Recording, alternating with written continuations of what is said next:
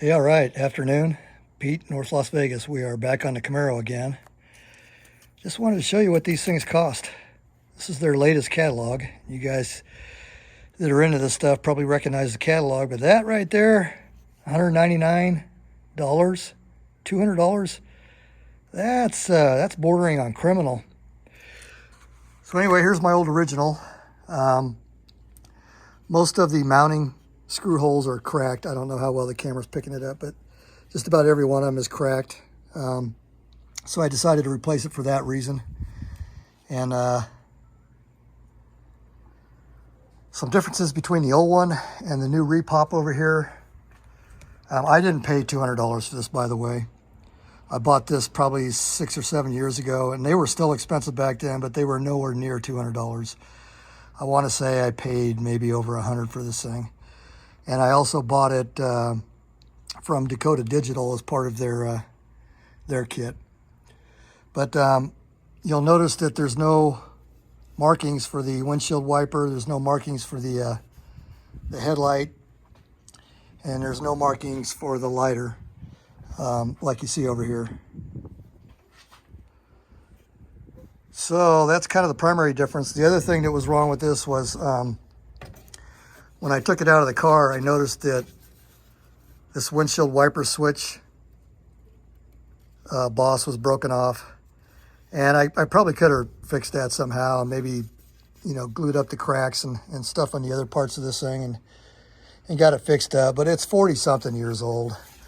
On the wiring on my car, I deleted the lighter wiring because I'm not going to put a lighter in the car. And what we're going to put in place of the lighter is this USB port so you can charge your devices. And this is a CDOG line. One of the reasons I picked this version out was you get 2.4 amps on each port. On some of these, you're down to like 1.2 amps on one port, and then they'll give you 2.4 on the other port. But they won't give you 2.4 on both ports. So that's one of the reasons I picked this. And I got this from Eddy Marine Sports, which is a more recent spin-off company from Eddy Motorsports.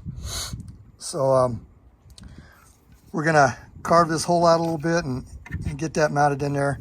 On the back here, you can see plus is your raw steel color, stainless, whatever that is. And then on your minus, it's the brass color. So that's how you keep your polarity straight on the back. Okay, so I got my my Dakota Digital dimming potentiometer mounted in here. And this mount here, let me see if I can find it. There it is right there. Okay, let me zoom in. Okay, you can see where this anti-rotation tang right here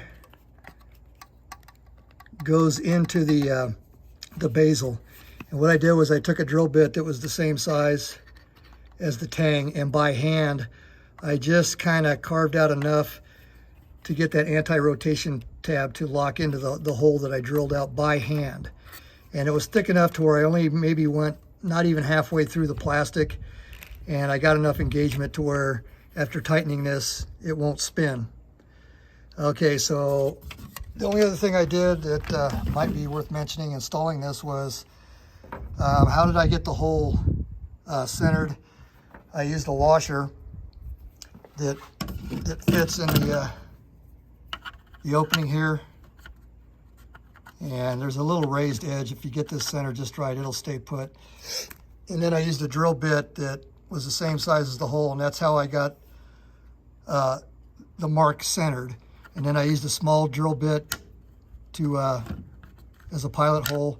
Then I went up about half the size I needed, and then by hand I have this unibit that I think these are 16th inch steps, maybe 32nds. I don't know, I don't remember. But these are real fine. This is a real fine stepped unibit.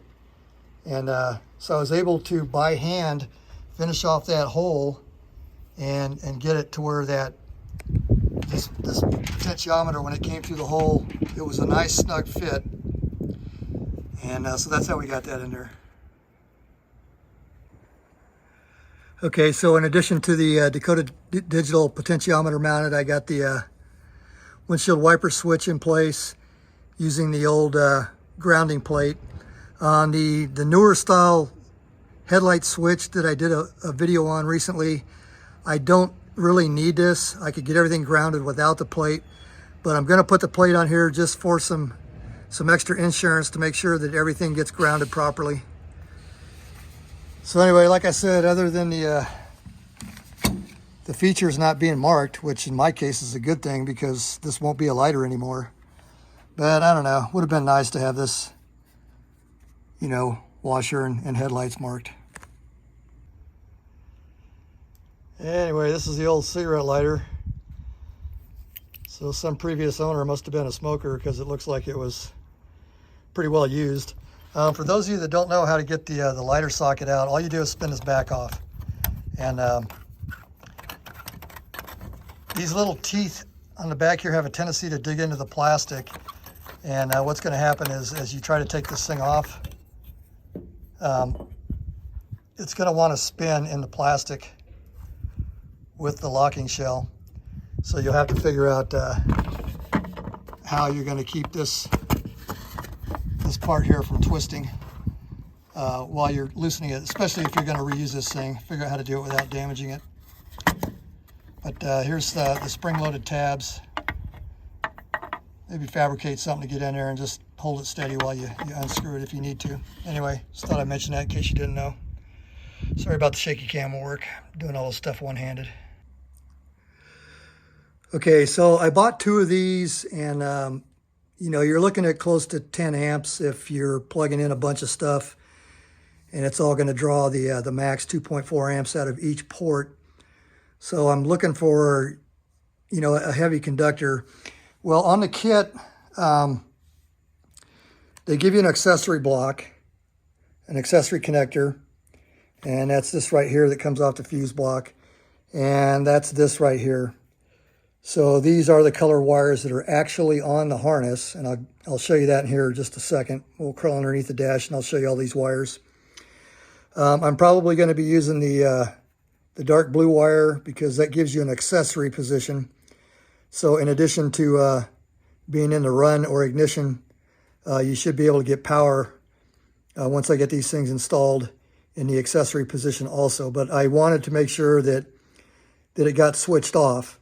So when I take the ignition key switch out of accessory and put it in the off position, that these things won't still be getting power. So these are going to be switched off. And so we discovered another problem with what is written down in text and what's actually installed in the car matches this. But they're showing the same connector over here, and they call it a 6-way power disconnect. Not sure why they call it a disconnect, but whatever. And you'll see they're showing red, orange, red, pink, tan, and dark blue.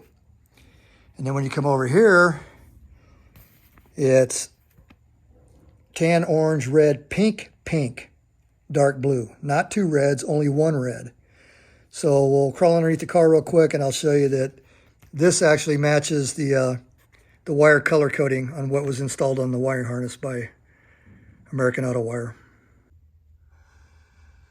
Okay, so that's the connector, the accessory connector, and you can see, hopefully you can see that it's two pinks, one red, and a tan wire. And then in the back, there's the dark blue. So the text of the wiring instructions matches the actual connector. But the actual wiring diagram is wrong. It shows two reds instead of two pinks. Okay, so we just took a look at the connector and we showed that the color coding on the connector matches this. This is the one I'll be using, dark blue in accessory position, 30 amps. So if I need about 10 amps to run all four of these, which is unlikely, but I will have the power.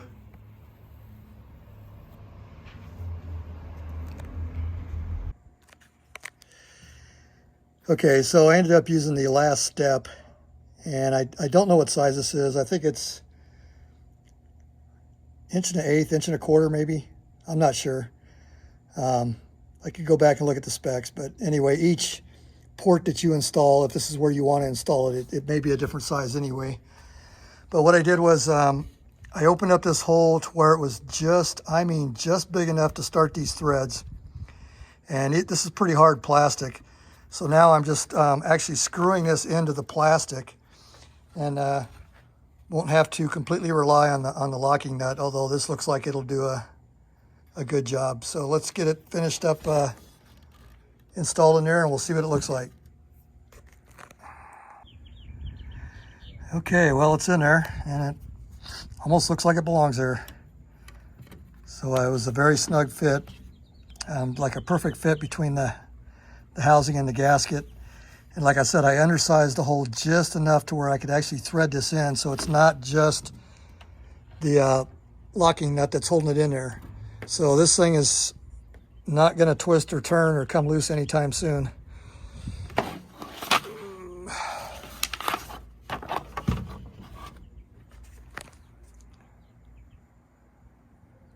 Pete, North Las Vegas, over and out.